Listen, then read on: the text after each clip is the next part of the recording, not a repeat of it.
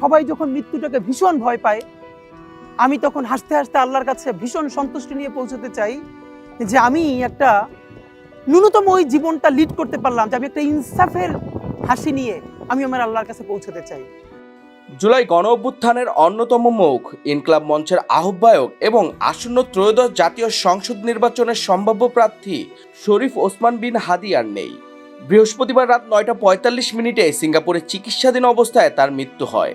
ইনকলাব মঞ্চের verified Facebook পেজে বৃহস্পতিবার রাতেই তার মৃত্যুর খবর নিশ্চিত করা হয়।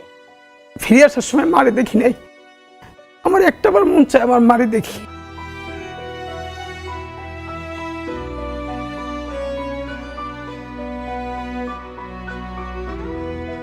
এর আগে গত 12 ডিসেম্বর রাজধানীর বিজয়নগর পানির ট্যাঙ্ক এলাকার কাছে রিকশায় করে যাওয়ার সময় শরীফ ওসমান বিন হাদির উপর গুলি চালায় দুর্বৃত্তরা।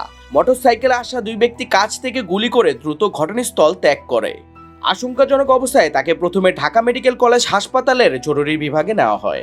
পরে উন্নত চিকিৎসার জন্য তাকে এভারকেয়ার হাসপাতালে ভর্তি করা হয়, সেখানে তিনি আইসিইউতে চিকিৎসাধীন ছিলেন।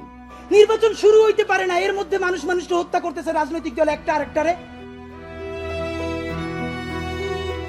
শারীরিক অবস্থার অবনতি হলে সরকারিভাবে বিশেষ ব্যবস্থায় তাকে সিঙ্গাপুরে পাঠানো হয়, তবে শেষ পর্যন্ত চিকিৎসকদের সব চেষ্টা ব্যর্থ করে দিয়ে তিনি মৃত্যুবরণ করেন।